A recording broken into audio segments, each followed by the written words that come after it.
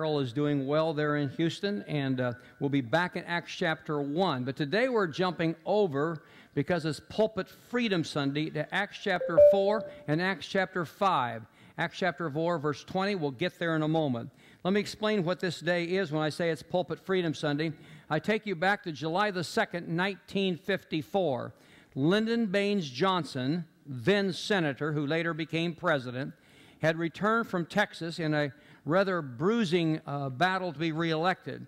It was bruising because he was opposed by two very prominent businessmen, Frank Gannett, a media businessman, and H.L. Hunt, an oil tycoon. The two of them had formed not-for-profit corporations and fought against Johnson's reelection because they felt he was soft on communism.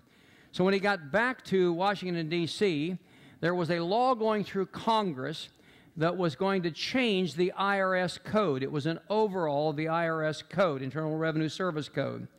Johnson seized on that moment, stepped into the Senate, put an amendment known today still as the Johnson Amendment, in which, because he was angry at those two men and their two not-for-profit corporations, he put in an addition to the IRS code that simply said that 501c3, that's the IRS delineation of not-for-profit corporations, the 501c3s could not oppose or endorse a candidate.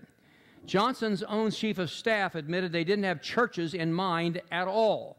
They weren't thinking of churches, didn't think it would apply to churches, because of separation of church and state in our country for the previous 162 years, had enjoyed complete freedom in the pulpit for any pastor anywhere to say whatever they felt God directed them to say. So consequently, that was not an issue. No pulpit was ever controlled by any governmental intrusion until the IRS seized on this new moment, the Johnson Amendment, and began to silence pastors and what they could say or not say, and even give them all kinds of warnings as well. Now, this has never been tested in 57 years, tested in a court. And there have been many attempts to get it to court because the belief is it would never stand. It's a violation of the Constitution. It's a violation of the First Amendment, freedom of speech and freedom of religion. There are some who say, well, churches are tax exempt. They don't have to pay taxes. Therefore, part of their price for accepting tax exemption is they can't speak out on these issues. That's a cultural myth. The church was tax exempt before the IRS even existed. It's a rather modern phenomenon. Why is the church tax exempt? Because the church is supposed to be totally separate from the state. In our American heritage, our founding fathers had the wisdom to separate those two, and they used it in the definition the way it ought to be defined, the appropriate understanding of separation of church and state, not the way it's applied so much of today.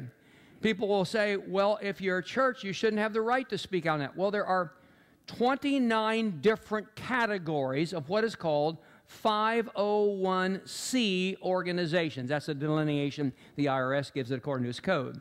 Every one of these has no speech restrictions on them at all, none of them, except one category, 501c3. That's the delineation for churches and religious organizations such as our own. And so speech restriction is only on a relatively small group. Now, we're not the first to face that. The first speech restriction was put on by a governmentally oriented body was in Acts chapter 4, verse 20, when the apostles came face to face with the Sanhedrin, and they were a combination sort of religious and a governmental body, civil government body. And their response in chapter 4, verse 20 of Acts, if you have it open, for we cannot help speaking about what we have seen and heard. In other words, the apostle says, we will not be silenced. If we go to Acts chapter 5, verse 29, they're hauled back to the Sanhedrin and says, you guys went and violated, we told you not to speak about Jesus. And in Acts chapter 5, verse 29, Peter and the other apostles replied, we must obey God rather than men. Now, let me be very clear. We believe we should give to Caesar that which is Caesar. Give unto Caesar that which is Caesar, unto God that which is God. No hesitation there at all. But when Caesar starts demanding that which is God's, we will not, without fail, we will give whatever is God's and give it to him and not Caesar.